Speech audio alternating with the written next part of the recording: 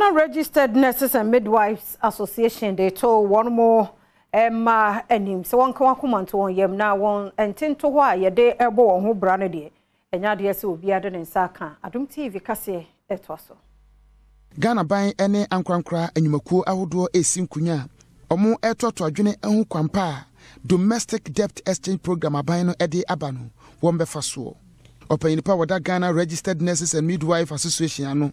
Ora yire perpetual for ampofo e dia to edwase ehyehyeye Ghana ban ene enyumakuo ahodo ekohia yede wo nsa ehye kratase no edise aban no etimi edisuo na eno ayi ehu afi wo momo ekoma homogie mu ene omo so de omo sika ehye aban dwumadie ahodo mu MOU na yene aban sign ye no that is between government and organized labor to exempt the pension funds, from the domestic debt exchange program. No, yedi ehune se yenini na tier 2 pensions, tier 3 pensions, provident funds, and not even individual pension funds. The woman, yedi ehune se yenini na because we signed saying all pension funds should be exempted. And you know, yewo areshemu say although the engagements are still going on, no, yesika. Yakra towards your retirement no dear obi amfa ne nsanka ebekọ so enyi na ayekese se na ebe ya yekwa ahomegye mu a yebenya sika ede ahwe ye ho.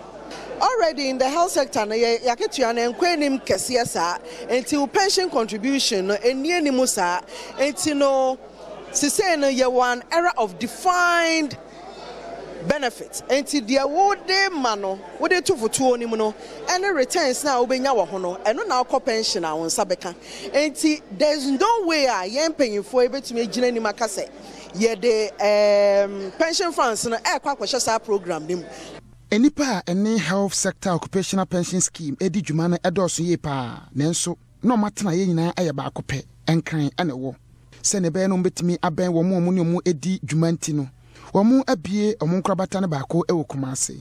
Dwamtani edema Board of Trustees.